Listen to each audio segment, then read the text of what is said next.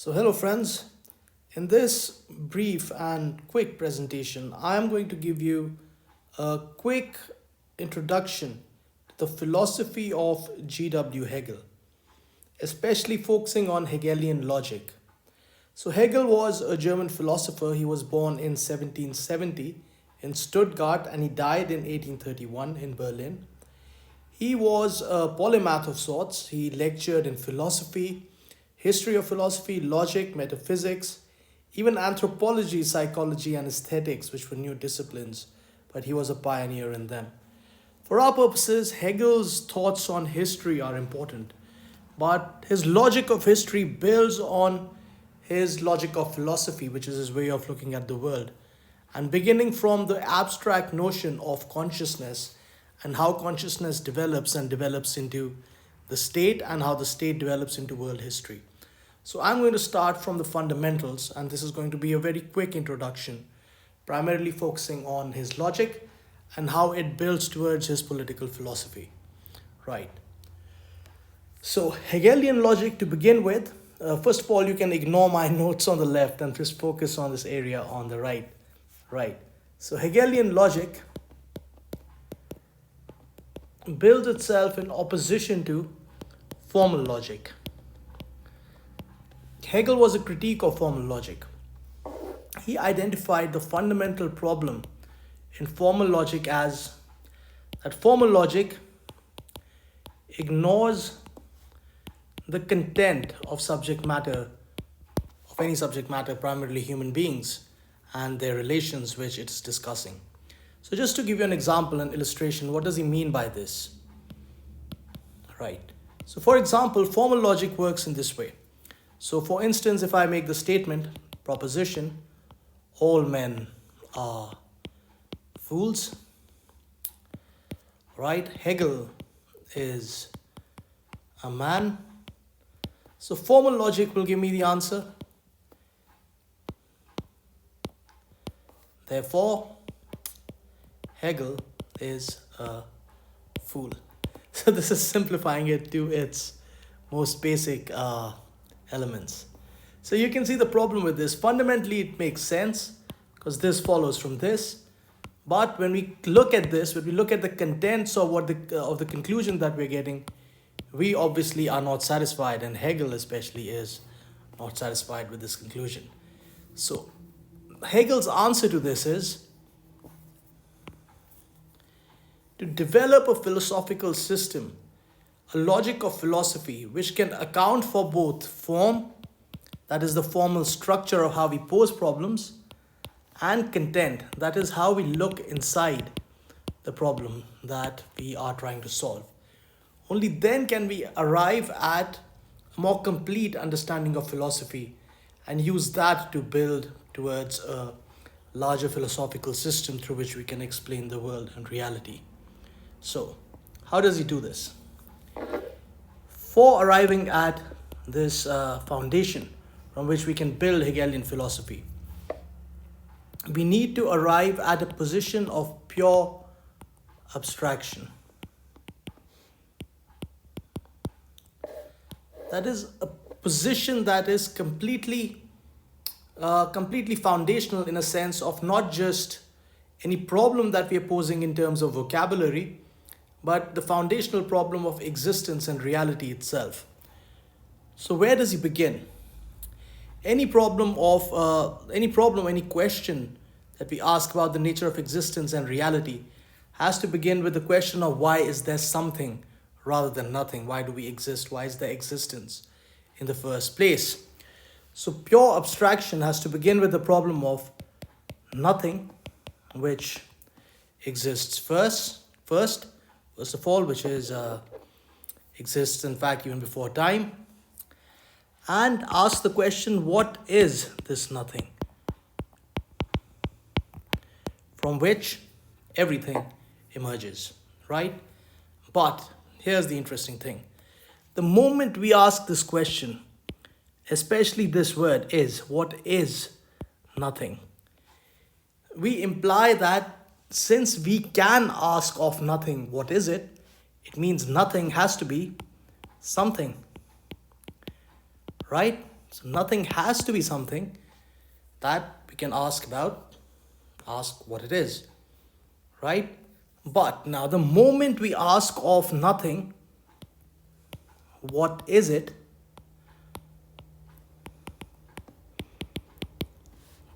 Nothing becomes something. But we still don't know what the something is, right? So we have an overarching problem, we have an overarching thing that we are going to investigate. But what is inside the thing, we don't know, right? So just to sort of explore this a little bit more. So I like to use this example. Suppose this is our universe, everything in the universe, right? And this is at T0, that is before the Big Bang. There is only nothing, but everything is nothing in the universe.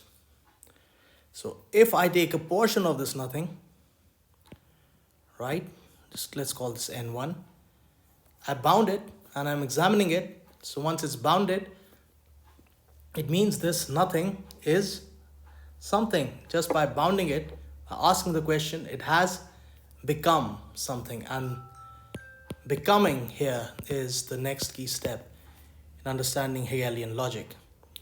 So at this point, nothing, by asking of nothing what it is,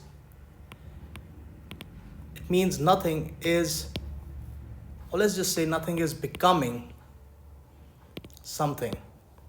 So nothing has the property of being, right? Despite being nothing, it has the property of being because it became something when we asked the question of it, of what it is, right? So not to complicate this any further, right? So there are a few more steps in Hegelian logic, but from this proposition, we are going to move now to the problem of consciousness, because this concerns us when we talk about human society. So consciousness then, Hegel begins his exploration of consciousness with this pure abstraction. So consciousness to begin with is nothing, but the moment consciousness begins to deliberate on itself, right? Because remember, we have to ask the question. Logic is always important. We have to ask the question. The moment we begin to deliberate, or consciousness begins to deliberate on itself, it arrives at something. It begins to be. Consciousness goes through the process of becoming, right? So if this is C0, the moment consciousness goes through the process of deliberation, it reaches some knowledge of itself, some boundedness, where it becomes something. We still don't know what that something is. But as consciousness begins to explore itself further and further, now it asks, what is the nature of my becoming?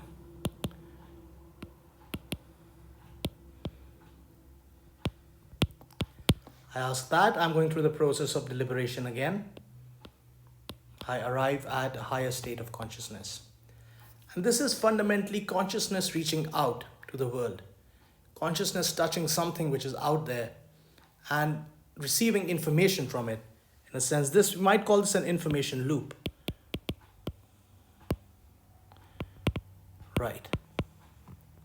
Through which consciousness is growing. So we have C1, and this cycle repeats itself, deliberation, C3, and on till we have human beings.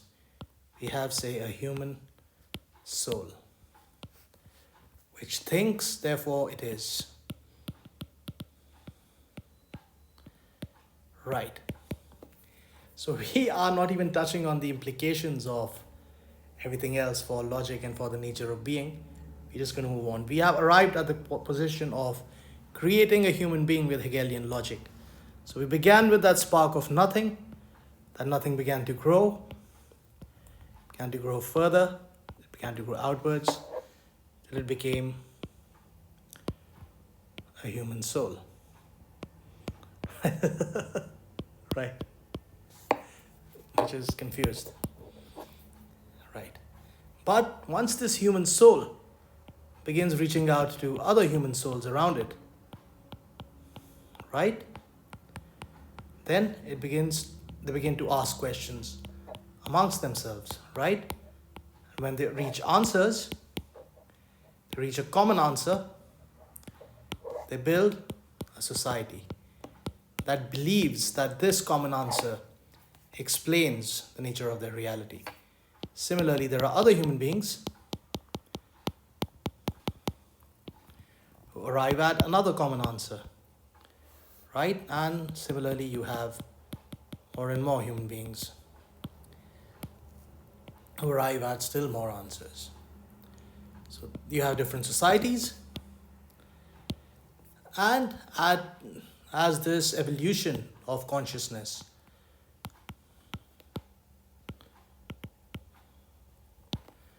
keeps progressing, a number of these societies might then, once they arrive at some common solution to some common problem or some common answer, they might arrive at creating a state. What is a state, right? We talk about a state as a political entity or state as something else. But if you think about this process of being, right, a state means just that. So state comes from stasis, right? The origin of state is stasis. Stasis means to stop at a certain position and to deliberate. So once human consciousness has reached a certain level, human beings have advanced and they've reached a certain level. I don't even know what this is. Right. You reach a certain level, you think that now we have a final and definitive answer to what our existence means in this world. And once we have that, we're ready to get together at this current state of society. We are ready to get together and build something common out of our association. So that is a state. And what is the answer? What are the set of principles through which this state of existence of society has been formed? We generally call it the Constitution. So for us now, a constitution is a book, right? A book of legislation and rules. But constitution, also if you go down to its basic principles, the most abstract notion comes from constituents. And constituents are basically things, things that you put into a box. X, Y, Z are the constituents of, well, X, Y, Z, let's just go H, and O, right? You put them together in a certain way, they become the constituents of water, right? So a state, then, a constitution then is a aggregation of constituents. That is a common answer these principles, these human beings have arrived on to create a current state for their existence, right? And then scaling upwards still more, when you have a number of states, 1, 2, 3, in space, right? What happened to my pen there? Right. So you have a number of states in a geo space theater who begin to ask themselves questions, right? Remember, we began from consciousness, we moved up to the individual, we created societies, we created states, right? And the entire process of becoming, right? This is the most important word in Hegelian philosophy. And it's very confusing at first, but I think now we should be clear about what it means. So this process of becoming through deliberation and the information loop, right? It moves from the spark of consciousness, the basic spark of consciousness in nothingness, in the void. It gives us a human being. From a human being, it gives us a society. And from society, it gives us states. And once states begin to interact on the stage, remember the geographic stage of history, that is the earth, then it creates world history, which we might also call geopolitics, right? So this is Hegelian logic and how it applies to geopolitics. So thank you for listening.